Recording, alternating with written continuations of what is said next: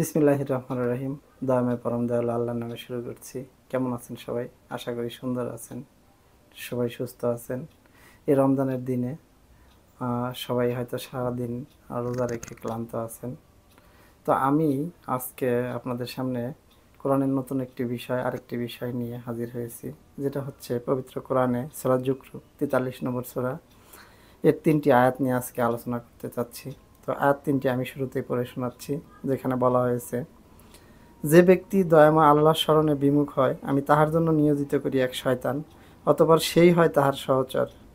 শয়তানেরাই মানুষকে সৎপথ হইতে বিরত রাখে, অথচ মানুষ মনে করে তাহারা সৎপথে পরিচালিত হইতেছে। অবশেষে যখন সে আমার নিকট উপস্থিত হইবে, তখন সে শয়তানকে বলিবে, হায়, আমারও তোমার মধ্যে যদি পূর্ব পশ্চিমের ব্যবধান থাকিত, কত নিকৃষ্ট সহচর সে। এই যে দেখুন, এখানে 3টি আয়াত আল্লাহ বললেন পবিত্র কোরআনে সূরা যুকরুকে। তো 3টি আয়াতের প্রথম আয়াতটায় যেটা আল্লাহ বললেন, 36 নম্বর আয়াতটায় বললেন যে আল্লাহর স্মরণ থেকে বিমুখ হয়। তা আল্লাহর স্মরণ নিয়ে এর আগেও আমি আলোচনা করেছি, আবারও সংক্ষিপ্তভাবে আল্লাহর স্মরণ নিয়ে আলোচনা করি। সেটা হচ্ছে, আল্লাহ বলতেছেন পবিত্র কোরআনে সূরা রাদের 28 নম্বর আয়াতে আল্লাহ বলেন যে আল্লাহর স্মরণেই চিত্ত প্রশান্ত হয়। এবং 89 নম্বর সূরা সূরা ফজর, এখানে আল্লাহ বলেন যে প্রশান্ত চিত্ত আত্মাগুলোকেই পরবর্তীতে বা পরকালে জান্নাতের জন্য আহ্বান করা হইবে। বলা হবে, হে প্রশান্ত চিত্ত, আমার বান্দাদের অন্তর্ভুক্ত হও এবং প্রবেশ করো আমার জান্নাতে। তার মানে যারা আল্লাহর স্মরণে থাকবে তারা জান্নাতে প্রবেশ করবে, আর যারা আল্লাহর স্মরণে থাকবে না তারা বিপদগ্রস্ত, ক্ষতিগ্রস্ত বা তারা জাহান্নামে নিপতিত হইবে। তো এখানে আল্লাহ বলতেছে, যে ব্যক্তি দয়াময় আল্লাহর স্মরণ হইতে বিমুখ, তার মানে আল্লাহর স্মরণ হইতে যদি কেউ বিমুখ হয়ে যায়, তাহলে সে কী হবে? সে তাহার জন্য আল্লাহ নিয়োজিত করে কি? একজন শয়তান নিয়োগ করে দেয়, এবং সে হয় তার সহচর। এবং শয়তান তো অবশ্যই অত্যন্ত নিকৃষ্ট সহচর। এবং সে কি করে? সেই শয়তান কি করে? মানুষকে সৎ পথ হইতে বিরত রাখে, অথচ মানুষ মনে করে সে সৎ পথেই পরিচালিত হইতেছে। 37 নম্বর আয়াতে যেটা বললেন।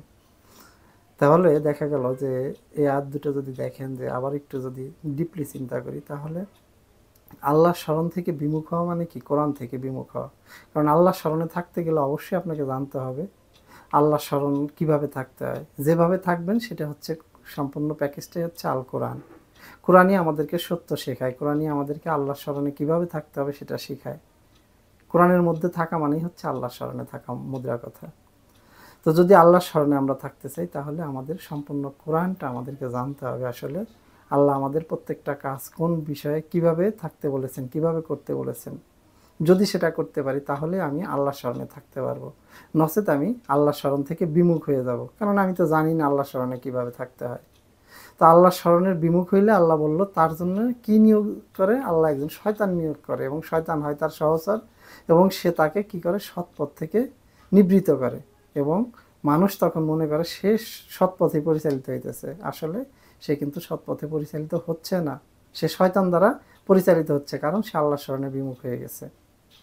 অথচ এই সত্যটা আমরা জানি না। আমরা মনে করি যে আমি কোরআন জানি না তো কি, আমি এটা করতেছি, ওইটা করতেছি, আমি তো এমন কোনো খারাপ কাজ করতেছি না। আসলে সে জানেই না কোনটা খারাপ, কোনটা ভুল, কোনটা সঠিক, কোনটা বেঠিক। এটা যদি একজন না জানে, তাহলে তার পক্ষে আল্লাহর স্মরণে থাকা সম্ভব না। আল্লাহর স্মরণে না থাকলেই এই যে নিয়োগ করা, আল্লাহর নিয়োগ করা শয়তান, সে তাকে কী করবে? আল্লাহর পথ থেকে বিচ্যুত করবে, আল্লাহর পথ থেকে বিচ্যুত করবে, এবং এমনভাবে বিচ্যুত করবে এই মানুষ জানবেই না যে সে আল্লাহর পথ থেকে বিচ্যুত হয়ে গেছে। এবং আল্লাহ এখানে বলে দিল কি, সে মনে করে যে সে সৎপথে পরিচালিত হচ্ছে, আসলে সে সৎপথে পরিচালিত হচ্ছে না।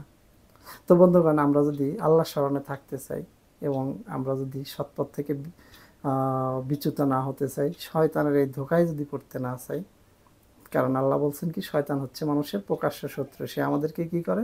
প্রত্যেকটা ক্ষেত্রে শয়তান আমাদেরকে ধোঁকা দেয়, এবং সেই শয়তান ধোঁকা দেওয়ার পরে আমরা পথভ্রষ্ট হয়ে যাই, আল্লাহর পথ থেকে বিচ্যুত হয়ে যাই, এবং মনে মনে ভাবতে থাকি হয়তো আমরা আল্লাহর পথেই আছি। আসলে তাহা সত্য নয়, যেটা আল্লাহ পবিত্র কোরআনে বলে দিলেন। এজন্য আমাদের আল্লাহর স্মরণে থাকতে গেলে কোরআন জানতে হবে, কোরআন বুঝতে হবে, কোরআন মানতে হবে। তাহলে আল্লাহর স্মরণে থাকতে পারবো, শয়তানের ধোঁকা থেকে মুক্ত হয়ে আসলেই সৎপথে পরিচালিত হইতে পারবো। না হলে হয়তো ভাববো আমরা সৎপথে আছি, আল্লাহর পথে আছি, কিন্তু প্রকৃতপক্ষে হয়তো আমরা আল্লাহর পথে নেই, এবং আমরা এই উপলব্ধি করতে পারবো না যে আসলে আমরা আল্লাহর পথে নেই। সৎ পথে নেই, আমরা ধোঁকার মধ্যে পড়ে গেছি।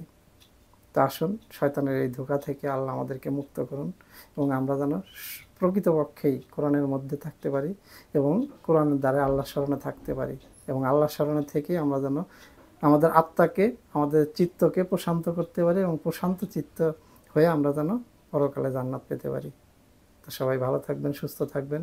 সবাইকে আবারও কোরআনের দিকে আহ্বান করে, আল্লাহর দিকে আহ্বান করে আল্লাহর পথে আসার জন্য, কোরআনের দিকে আসার জন্য, আল্লাহর এই কোরআনটাকে আঁকড়ে ধরার জন্য সবাইকে বারবার স্মরণ করিয়ে দিচ্ছি এবং সবাইকে বারবার বলছি আপনারা বোধগম্য ভাষায় আপনাদের কিতাবটা পড়ুন, বোধগম্য ভাষায় আল কোরআন পড়ুন, তাহলেই সত্য জানতে পারবেন, সত্য বুঝতে পারবেন এবং মানুষকে আল্লাহর দিকে আহ্বান করুন, নিজে আল্লাহর দিকে আসুন।